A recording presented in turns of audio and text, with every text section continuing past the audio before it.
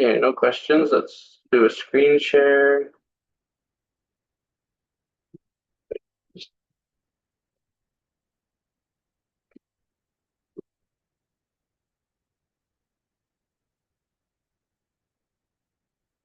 There.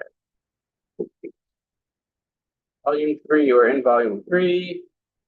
Okay, maybe it's familiar. And we can start back on page 44 at the top. Okay. So again, we started talking about meditation on the Buddha. Okay, we had a quote from Kamala Shila's Last Stages of Meditation. Okay, so that's a text. There are 3 different volumes. There's the beginning stages of meditation, the middle stages of meditation, and the last stages of meditation. Okay. And now we have a quotation from the King of Concentration Sutra. The King of Concentration Sutra also says that you should use this kind of object of meditation. Everybody's on the same page, right? The glorious protector of the world, with a body the color of gold, the bodhisattva whose mind engages this object is said to be in equipoise. Okay. Okay, so now Tsongkhapa is going to go into some detail about how to visualize the Buddha's form. Okay, does anybody want to read? Okay, go ahead, Alex. The 2 ways to, after the quote, or Yeah. of the 2 ways to do this, newly imagining the Buddha's form and visualizing the Buddha's form as though actually present. The latter has a distinct advantage in developing faith and fits within the context of practices common to both Sutra and Tantra vehicles. Therefore, use a visualized image of the Buddha's form as though it already actually exists. You seek your object of meditation, the basis upon which you first keep your attention. Look for an excellent painting or sculpture of the teacher's body and view it again and again. Remembering its features, firmly familiarize yourself with the mental appearance of the object, or seek your object of meditation by reflecting upon the meaning of the eloquent descriptions of the Buddha's form which you have already heard from your guru, and make this image appear in your mind. Furthermore, do not let the object of meditation have the aspect of a painting or a sculpture. Rather, learn to have it appear in your mind with the aspect of an actual Buddha. Very good. Okay, so so that's pretty clear. There's one sentence that kind of an odd translation, but it's also just maybe it's just kind of a hard concept, or it's not. It shouldn't be that hard. But when it says at the beginning of the 2 ways to do this, newly imagining the Buddha's form and visualizing the Buddha's form as though actually present, the latter has a distinct advantage. Okay, so it's kind of saying,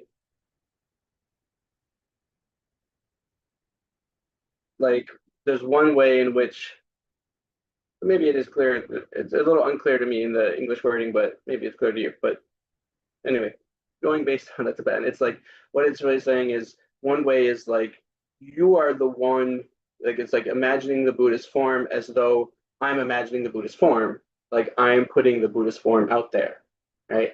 Whereas the other way with my mind is creating it. In other words, the other way is really kind of, suspending your disbelief and being like, oh, the Buddha is really there in front of me, right? So it's just that sense. It's just a slightly different sense instead of like the way of. It's more of the feeling or the sense, right? It doesn't really have to do exactly with the visual part of the visualization, but the feeling part of the visualization. So the best way is to really just feel the Buddha is there in front of me. The Buddha came, and that's why in all these tantric practices, right, we have this, like we invite the Buddha, right? It's not like we don't say like I'm projecting the Buddha. No, we invite the Buddha to come. Now, of course, you are imagining the Buddha, right? But at the same time, isn't it true that the Buddha is actually here in front of us? Again, we talked about this on, what was it, last Sunday or the week before? But well, yeah, that the omniscience of the, or was it last Tuesday maybe? But the omniscience of the Buddhas, right? pervades all phenomena. So the Buddha really is here. Okay.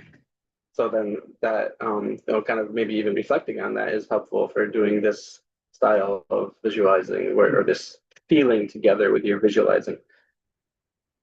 I'm good. Are you supposed to be visualizing just the Buddha or like the surroundings? Like you mentioned, like visualize what the Buddha's sitting on. Yeah. And then if it's saying like if the Buddha is actually there, are you supposed to be imagining like this room, like the Buddha sitting with you in the room? Right. Or just like the way I did it was just like pure black and then like right. the It's so funny, but it's not really clear from the instructions I've heard before. Now, when there are other, like in other practices where there is what's called like a ritual practice or I don't know, the Tibetan word is choga. So in this choga, it's like a full kind of A to Z meditation manual on a specific deity, okay, which includes Shakyamuni Buddha, they have ones of Tara, Medicine Buddha, all the different deities, right? Aruka, Chakrazamvara, right? Even sometimes lamas like Lama Tsongkhapa and like the practice we'll do on Sunday, right? That has a lot of steps of visualization. So those things, in a lot of practices. So you do refuge, you do bodhicitta, you do the seven and prayer, right? You kind of go through all this kind of preliminary practices to accumulate merit, and then you do there's many steps of the visualization much more clearly laid out. So in those practices, if you're doing one of those, it's a little more clear because it specifically says imagine because because also the deities are associated with the mandala, right? So you kind of visualize the deity in the mandala, and then there are usually other deities around. I mean, it depends on the practice. Some are more elaborate, some are less elaborate. But I think because it's Shakyamuni Buddha, and um, you know, again, as it was mentioned, like this is good to visualize for or to focus on for your meditation because it's a way to prepare or train to get used to it so that you can later do tantra. So to me, it makes sense that this would be a more simple visualization. So I think the way you're doing it is fine. Yeah. So are all of these like preparations for like future like practices? Like this is all like Yeah, the whole Lam Rim is the Tsongkhapa says at the very end. He writes, I mean, we'll, might not actually get to it in this whatever series or here, but at the very end of the Lam Rim Chenmo, Great Treatise, the very end of volume 3, he kind of has a not much paragraph or two, but saying how like oh this 3 volume series, this entire Lam Rim Chenmo was preparation for Tantra. Yeah. Because that's in the Tibetan tradition considered, you know, like what can really allow someone to achieve Buddhahood, even in this lifetime, which is you know, different from the Paramita vehicle or the standard Mahayana, where it takes 3 countless great eons, right? Three great kalpas. Kalpas, the word for eon. Okay. And then the actual measurement of that countless is actually literally it's like 1 × 10⁻60. So even though we use the word countless, it has a value attached to it. Very large number.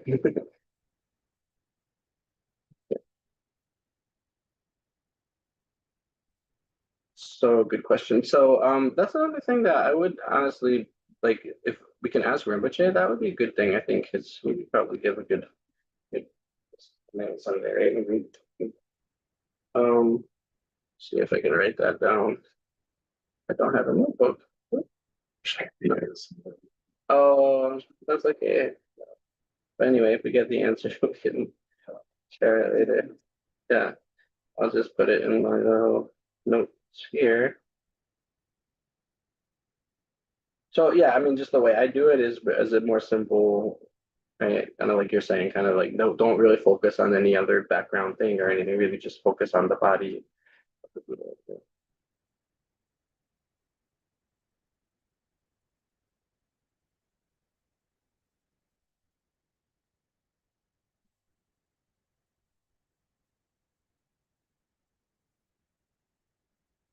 So next, someone want to continue? Some set, right? Sure. Okay, thank you. Some set an image before them and immediately meditate on it while staring at it. The master Yeshe Dei's rejection of this practice is excellent. He says that concentration is not achieved in the sensory consciousnesses, but in the mental consciousness. Thus, the actual object of meditation of a concentration is the actual object of a mental consciousness.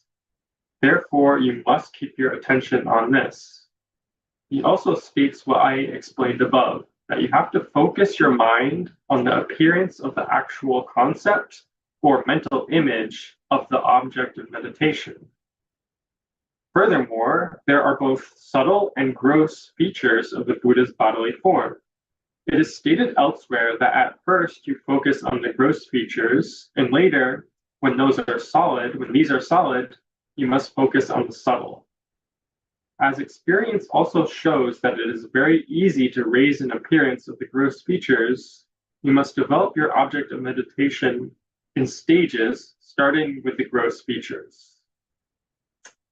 An especially important point is that until you have accomplished satisfactory concentration, as explained below, it is never appropriate for you to cultivate meditative concentration by shifting your focus to many different types of objects of meditation.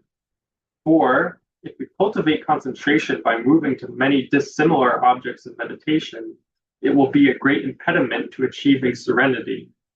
Thus, authoritative texts on achieving concentration, such as Asanga's text on the levels and Kamalashila's 3 stages of meditation, explain that when first achieving concentration, you do so in relation to a single object of meditation.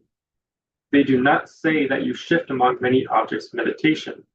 Aryashura also clearly states this in his Compendium of the Perfections. Okay, so we can pause there. Good, thank you. Okay.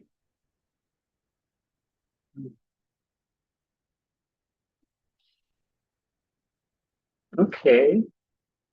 So again, it's all pretty clear. So start with Yeshe Dei. He is a master, of course, author. His rejection of the practice. So what is the practice that he's talking about?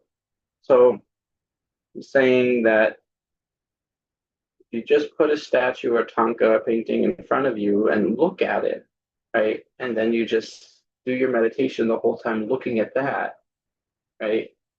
That's inappropriate because, as talked about at the section on the objects of meditation, where I talked about the universal objects of meditation, right? It made it clear that the object that what we're actually meditating on is the concept or mental image of the object, right? So an image, something appearing in your mental consciousness, right? So that's the direct thing you're meditating on. Now, of course, our mental consciousness, how do we get conceptual images in the mental consciousness? Well, we first experience things from our senses, right? So of course the sensory consciousness are important. So we do, it is fine to spend time looking at images of the Buddha. I mean, so Tsongkhapa also, well, that's, what he says also is that we have to, yes, get familiar with the Buddhist form based on what we've heard, what we've seen, right? The statues and tankas and what the explanations, right? We've heard. So yes, of course, you use those to gain a clear mental image. But then when you're actually meditating, right, you're not meditating on the visual field, on a visual object, on the visualization, right? The imagined mental image in the mind. Okay. Yeah. What is meant by subtle and gross features of Buddhist body?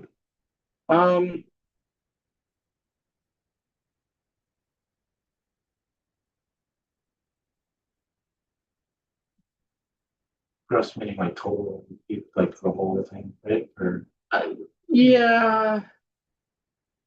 It's probably more, does he go into more detail below? I think he does actually. I think he goes into more detail about that.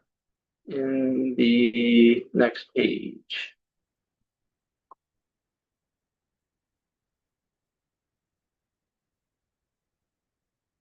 Or a couple pages later. Let's see. Maybe not. Okay, well, yeah. I mean, I think what it means is like the basic Buddha's body, kind of the head, the Vishnisha, right, the torso, the arms, the legs, is kind of the gross features. But then if you really kind of go into more detail and just like kind of exactly, how his eyes are, exactly, his each curl of his hair, right? Going to see well, again, because it might actually be referring to the other marks and signs because there are 80 marks and 32 signs of a Buddha, right? So, sorry, the 32, whichever, 32 signs and 80 marks. Something like, I forget the English, which one goes with which, but anyway. So these are the different features of a Buddha's body. So it includes, exactly what his teeth are like, his ear lobes, right? His hands, right? The way his fingers are, like a lot of detail. So I think it might mean going into more like the subtle details like that. But again, and it might depend on the practice. Like again, because in some other tantric practices or visualizations, there are different like implements that the deities are holding, and then you actually visualize yourself with different symbol like letters, basically, right? Different letters inside of your body, and the deity has different letters, different parts of the body. So that might be in that context, kind of that might be more of what it's meaning. And then you also can visualize like different sizes. Uh, anyway, but I don't know. That's another question we should ask later. We should ask. That's better. That was a guess. The 80 marks, is that for any Buddha? Any Buddha? Like, Yeah. all Buddhas have the. Yeah, well, that's what's said. all oh sorry, all not all Buddhas, but all supreme emanation bodies. Yeah, supreme emanation forms of Buddha. So what are subtle versus gross? Okay, good question.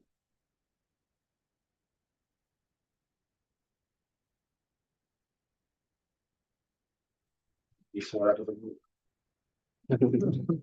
It's sad. Okay, so where do we? Oh, sorry, I got lost because I went down. Indian predictions. Oh yeah. Oh no, that's right. Okay, so then what else was in here that I wanted to mention about gross and subtle? Okay. So anyway, Tsongkhapa is emphasizing start, right? You start with the gross features, state and develop in stages. Okay, so never appropriate to shift your focus to many different objects. Okay. So again, this is, I think, for us right now, more, I think, relevant in terms of a single meditation session. Okay, now, of course, we did start with the breath and then went to the image of the Buddha, but we're also, part of the purpose is to introduce us to, introduce usually different types of meditation or objects of meditation. But again, when you're really doing like a daily practice, yeah, it's always appropriate to start with a few minutes on the breath. That's okay. But then you're really doing, you say, I'm doing shamatha now, I'm doing the 10 minutes, you can set a timer. That's really helpful, right? Set a timer for 5 minutes, for 10 minutes. Then okay, I'm just doing shamatha for the next few minutes. Then pick one object, stay with it. Okay. Then when it comes to someone who's like really in retreat, genuinely, working to achieve shamatha, doing that kind of Olympic training, then for that whole time, you would just pick one object and not shift. full time, whatever, maybe months or a year or however long it takes. Okay. So did you read the quote yet? No, right? Okay. You want to keep going? Okay. Solidify your mind's reflection by being firm on one object of meditation. Letting it flow to many objects leads to a mind disturbed by afflictions. He says this in the section on achieving meditative stabilization. Also, Atisha's lamp to the path to enlightenment states, settle your mind in virtue on any single object of meditation. He makes his point with the phrase, on any single. Thus, having first focused on one object of meditation and attained serenity, you may then focus on many objects of meditation. So then, Tsongkhapa is making the point, these quotes are backing up, right, what he's saying. And so there you go. And, it's tempting sometimes, right? When you're meditating and you might think, oh, I'm feeling something good. And then you start thinking, oh, okay, now I want to meditate on love, or I want to meditate, I want to meditate on emptiness, or like you just by like the force of enjoying the meditation, essentially, you get excited and want to move your mind to a different object. So this happens. So that at that point is becoming a distraction, right? At that point is actually harming your meditation to choose to change objects. Okay, so you want to be able to cultivate a little bit of discipline in that. A lot of discipline, I should say. Okay. Good. Kamala Sheila's. Does anybody else want to read? Gary? Okay. Only when you have concentrated attention should you focus in detail on particulars of objects, such as the aggregates and constituents. It is in light of the particulars of yogi's meditation of objects, such as the 18 emptinesses that the Buddha states in sutras, such as the Sutra Unraveling the Intended Meaning. And there are many aspects of objects of meditation. Accordingly, the measure for having first found the object of meditation, upon which you keep your attention, is as follows. Visualize several times in sequence the head, 2 arms, the rest of the trunk of the body, and the 2 legs. After that, when you bring your attention to the body as a whole, you can raise before your mind just half of the gross components. Even without radiant clarity, you should be satisfied with just this and fix your attention upon it. Right? If dissatisfied with just that, you fail to fix your attention and want more clarity instead, then, as you visualize it again and again, the object of meditation becomes a bit clearer, you will not obtain a stable concentration. In fact, you would prevent yourself from getting this. Even though the object of meditation is not very clear, if you keep your attention on precisely this partial object of meditation, you will quickly obtain concentration. Since this then intensifies clarity, you will readily achieve clarity. This comes from the instructions of each day.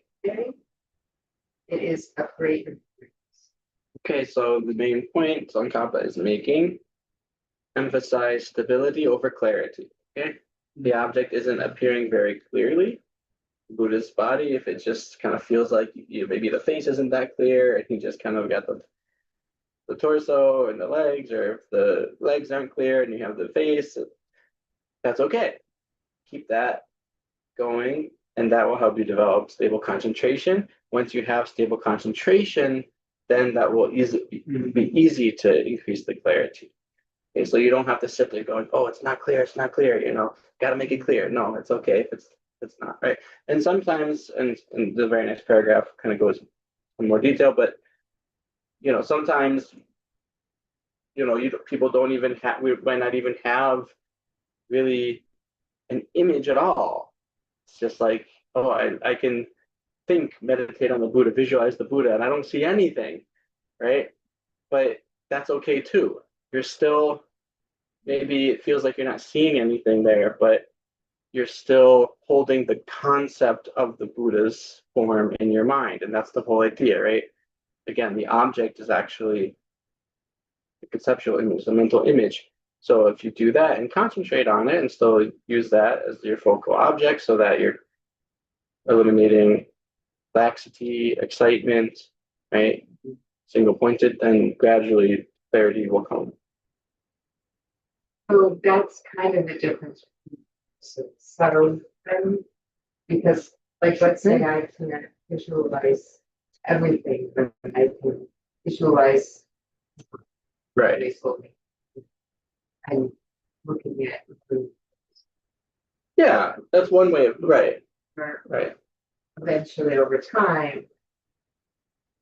They visualize more. And Yeah. more clear. More clear detail. Yeah. Yeah. Yeah. Right. And then even if you can like say like, okay, at least I have the whole body in one image, but then even from there, that's relatively gross to then visualizing every one of the marks and signs and marks that, right? So it can kind of, yeah, but that would be like an initial stage of just like a basic, okay, there's arms there, right? There's or just a basic blob of Buddha there. Like that's okay too, right? So it's really like almost. Yeah. Yeah. Yeah. That's a good way to say it. Yeah. Yeah, but I'll still just ask Rinpoche just to say, there's actually another Geshe I started interpreting for classes on Saturdays that he does online, and yeah, he's in Amherst, Mass, and maybe I can ask him. He seems quite good actually. Yeah, just to get a few perspectives, right? And Geshe too. So Yeshi Day, Tsongkhapa seems to really like Yeshi Day's instructions, and that's good. Okay, so I'll read a little bit just because I'm not too sure if the people online how well they can hear you guys because there's the fan and everything. Okay, as for the manner in which the object of meditation appears, you can describe two sets of four possibilities for various types of persons.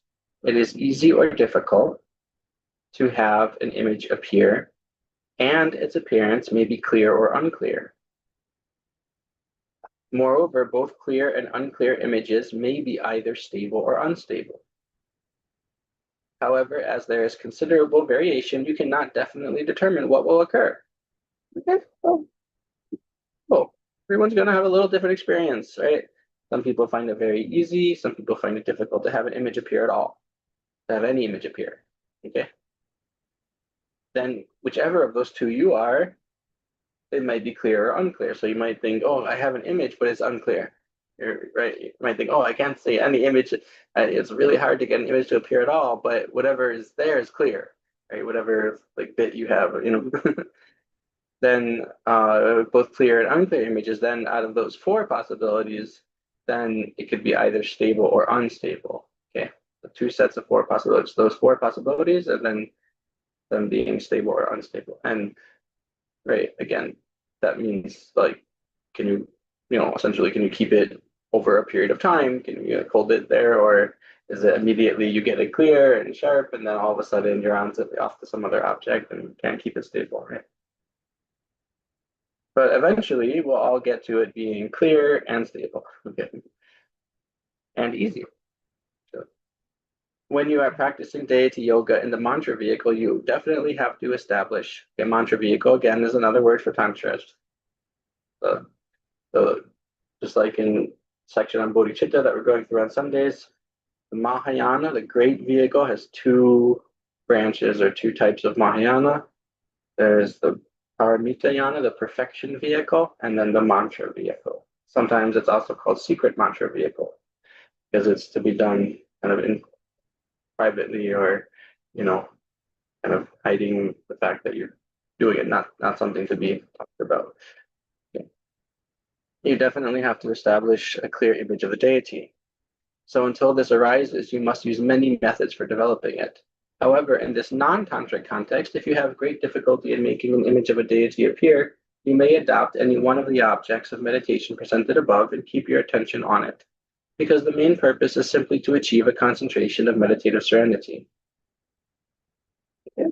Also, in this non-tantric context, if you practice by focusing on the body of a deity and you keep your attention there, even though the image is not appearing, then you will not achieve your desired aim.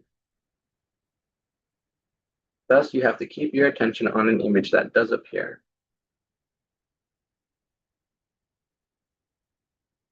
Okay, so it seems a little bit to contradict what was just said above, but that's okay. Because if you're forcing it.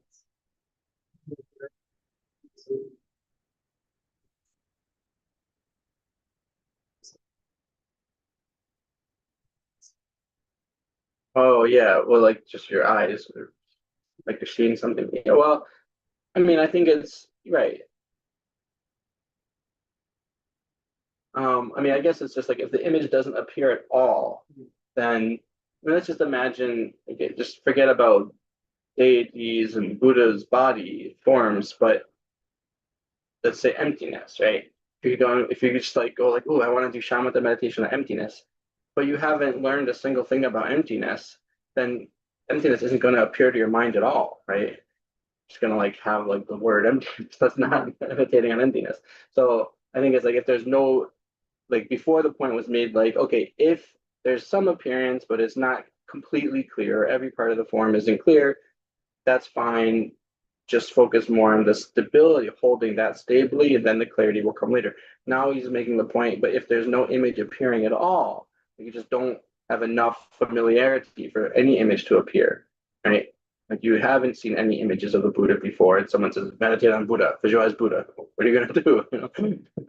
So that's, I think, he's saying. So then you're not going to develop serenity because, right, you're just kind of struggling the whole time, and you're not actually focused on something. Okay, keep your attention on the entirety of the body to the extent that it appears. If some parts of the body appear especially clearly, keep your attention on them. When they become unclear, return your attention to the entirety of the body. There's some very specific instructions, right, for really like kind of going about it moment by moment, what's happening. So first, the entirety of the body. If someone's more clear, put your attention on them. If they become unclear, go back, zoom out to the entire body. At that time, there may be uncertainty as to color, as when you want to meditate on gold, but red appears, or uncertainty as to shape. Now here, uncertainty means not like, it's not like you're uncertain, but it just means like it's kind of wavering or maybe indefinite, unstable is probably a better word to say it, right? Like it's not really clear in your mind which it is, even though you know the color is gold, but your mind is just changing. The image is just changing, right? And on its own in a way. Or uncertainty as to shape is when you want to meditate on a sitting shape, but a standing shape appears. Or uncertainty as to number is when you want to meditate on one thing, but two things appear. Or uncertainty as to size is when you want to meditate on a large body, but a tiny body appears. As it is utterly inappropriate to pursue such distortions, you must use only the original object of meditation, whatever it may be, as your object of meditation. So again, this is about developing the self-discipline in your mind, right? Discipline of the mind. So instead of just like if you go on for a minute and then you start to get a little bit, the energy, the mind's power starts to fade, and then all of a sudden the golden body of the Buddha turns red. All of a sudden, you visualize that it's a few inches tall, and all of a sudden it's just appearing as a full body. And it just happens sometimes. So don't don't stick with that. Go back, say, no, that's not the object I chose. That's not right. Go back to the original object you chose. So kind of force yourself. And again, it might just also mean that, well, it's time to take a break. Like I'm getting tired, That answers the question about like how simple the image should be, like the other objects, what is it not? Because it's saying that those would be distortions or duplications or. Well, not if you decided at the beginning to have that. If they just suddenly appeared, then it's a distortion, right? Right. right, if you like initially said like, okay, I want to visualize the Buddha in, in the field, or visualize the refuge tree, the whole refuge tree, which is literally like you visualize a tree with different, lamas and the Buddha there, and but that's, I think, extra complexity that for now is not needed. So yeah, and again, like he went through and he didn't talk about a background really, right? A setting. So I guess that implies like don't worry about the setting, just focus on the Buddhas. But when you look at Tanka, like of course statues usually just have this basic the body, right? Tankas often, well, they always depict the Buddha in some, there's some background. There has to be some background there, right? So I think it's still a reasonable question. Okay, so we finally made it to chapter 3, which is really talking now about focusing the mind, right? Eliminating, presenting the flawless method, eliminating flawed methods. Okay, and then indicating the length of sessions. Okay, so here he's really going to talk about more how to really meditate, how to. So the last section was what to meditate, now how to meditate. Okay, are there any questions? There's only a few minutes left, I think. So if there's no questions, we can just read a little bit. Wait, I'm not seeing if anyone's raising their hand online because I don't see that no one is, what do you call it, video is on, but I guess you would just unmute if you had a question. So, okay, very good. Does anybody want to read,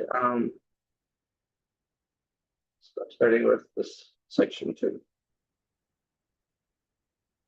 Thank you. Okay, thank you. Am I reading the number and? Yeah, first read the heading and then just. How to focus your mind on the object of meditation. A, the flawless method. B, eliminating flawed methods. C, the length of sessions. 2, how to focus your mind on the object of meditation. This has 3 parts. 1, presenting the flawless method. 2, eliminating flawed methods. And 3, indicating the length of sessions. A, the flawless method. The concentration that you will accomplish here has 2 special features: vivid intensity, and intense mental clarity, and non-discursive stability, staying one-pointedly on the object of meditation. Some add bliss to these, making 3 features. Others add limpidity as well, making 4. However, limpidity is included in the first feature, so it does not have to be listed as a separate item. Delight and bliss, which impart a sense of well-being, do occur as results of the concentration that you accomplish here, but they are not concomitant with all of the concentrations which are included in the access to the first meditative stabilization. Also, the concentration of the 4th meditative stabilization, which is said to be the best basis for achieving the good qualities of all 3 vehicles, is not associated with any physical or mental bliss. Okay, so let's pause here and we're getting technical again, right? So, but this is, again, this text really is in a way like the capstone on a Geshe's education. So it's sort of like someone who's gone through a 20+ year course of study in Buddhist philosophy. Then this text is like, you've studied all that philosophy. Now this is really what to practice. But then Tsongkhapa sort of presumes a level of understanding of the philosophy in these technical terms and points, right? But so what he's saying, again, he's comparing different positions of different masters and practitioners. So talking about just what are the features, what are the necessary or primary features of this serenity, this concentration. Okay, this concentration means serenity. There are other forms of concentration which are not serenity. We all have concentration, but we don't all have serenity. Okay, serenity is a specific kind of concentration. Okay, vivid intensity and non-discursive stability. Those are the 2. So some people add bliss, they say, right? There's vividness or clarity, stability, and bliss. Those are needed for serenity, parts of serenity. Okay, some add limpidity. Tsongkhapa is saying limpidity, that's just kind of another word for clarity or a part of that. So you don't need to add that. Bliss So what is he saying about bliss? It's a little confusing without knowing what these terms mean. He's saying that delight and bliss and the sense of well-being, right? Yes, that actually does occur when you practice and achieve the serenity, right? Okay. However, then he talks about these other kinds of concentrations. What those are actually beyond the achievement of the basic achievement of serenity or the first achievement of serenity. So once we achieve serenity, then we go on to achieve what are called the jhanas. And then the jhanas have access concentration and then the actual meditation. So access concentration to the first jhana does not have delight and bliss because it only has neutral feeling. Okay, so don't need go into detail now. There's not time, but later we can talk about it. And then what he says is actually important and related to what I was talking about right at the beginning of the whole purpose of all of this. Why even achieve serenity? So he says the concentration of the fourth meditative stabilization. Okay, so that meditative stabilization here is the translation of jhana, right? So we have a first jhana, second jhana, third jhana, fourth jhana. Then we have four formless realm absorptions, right? Okay, the absorption of infinite space, infinite consciousness, nothing whatsoever, and then neither perception nor non-perception. Okay, so the fourth meditative stabilization is the fourth jhana, right? That's the fourth of the form realm meditations. So this is the best basis for achieving the good qualities of all three vehicles. Again, the three vehicles: Shravakayana, Pratyeka Bodhisattvayana, right, or Mahayana. Okay, that also only has neutral feeling. So why is that connected to what I said at the beginning? Well, the purpose of all this is to develop this wisdom that genuinely transforms our perception of the world, our minds, in a way, in everlasting, making everlasting change. Well, that really removes our potential to suffer, to experience the pains of life, the problems of human life, of any life, samsara. So to develop that wisdom to be actual paths of, paths meaning that are actually, well, essentially to have the direct perceptions of emptiness and selflessness. That's kind of what we're looking for. So then we need to achieve this fourth jhana, this fourth meditative stabilization. So Tsongkhapa is just it's making more of almost just a very technical point that bliss, yes, is definitely there when we're first achieving serenity, shamatha, and there's nothing wrong with it. It's good, but there are certain paths where you don't want to have bliss because that actually can disturb the piece of, or the focus of the mind, can actually disturb the concentration. So that's why this fourth jhana is used to do certain meditations, because it actually only has a neutral feeling. So when you're doing like direct perception of emptiness, there's actually no bliss in the mind there. It's a neutral feeling, but it's just extremely stable, concentrated, clear. So anyway, that's all. It's just a technical point. So, is the serenity that we're talking about here equivalent to access to the first jhana? What stage is serenity? Yeah, access concentration to the first jhana is to achieve that at the same time to achieve serenity. But it's not the type of access concentration that there are different types of access concentration, right? So the one that he's talking about here doesn't have bliss. Yeah. Access to the fourth one is the one he's talking about, or? Yeah, there are 6 types of attention that in the access concentration. So that comes later. No, it's the first one, but there are still different. There's different levels. Yeah, different types of access concentration. Okay, but I think we'll get into that a little later. I think it's in this text. If not, but we're out of time, so we can do the dedication.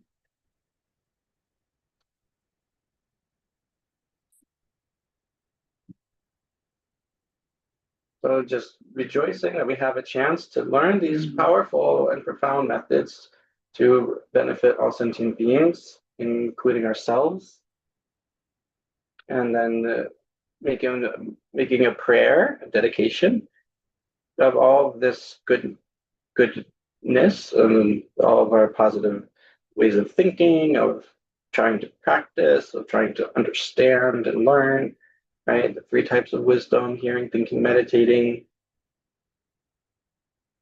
on the precious Dharma, the Buddha, and Tsongkhapa, who himself became a Buddha.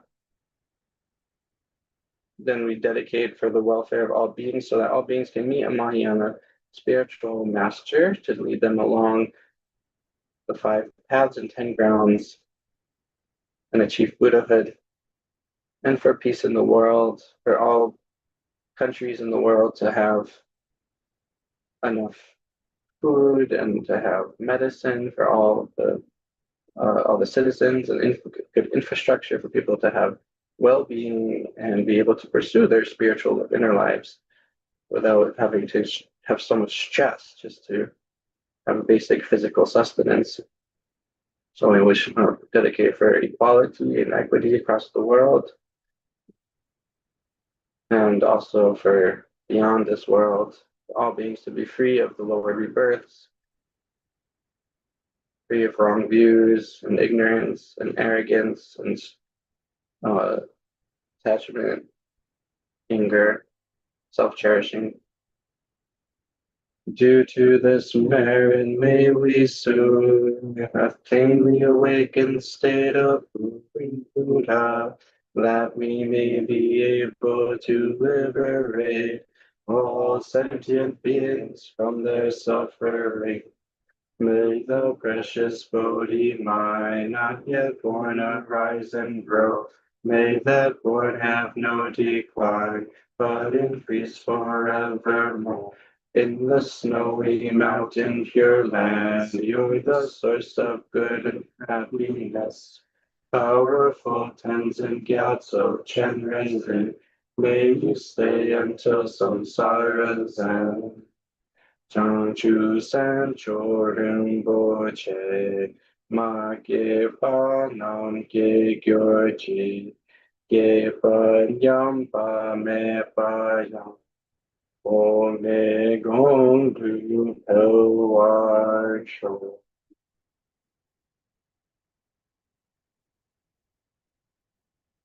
Okay, thank you, everybody. Have a good week. So again, Thank you. Sunday we're doing a puja this Sunday instead of regular teachings, but we'll still live stream it. But if people can come, have a lovely puja, potluck lunch, and yeah, Rinpoche and the other geshes are coming. So from where are they? Grattan. Okay. They're from Japun Gomong Monastery. Okay. Thank you.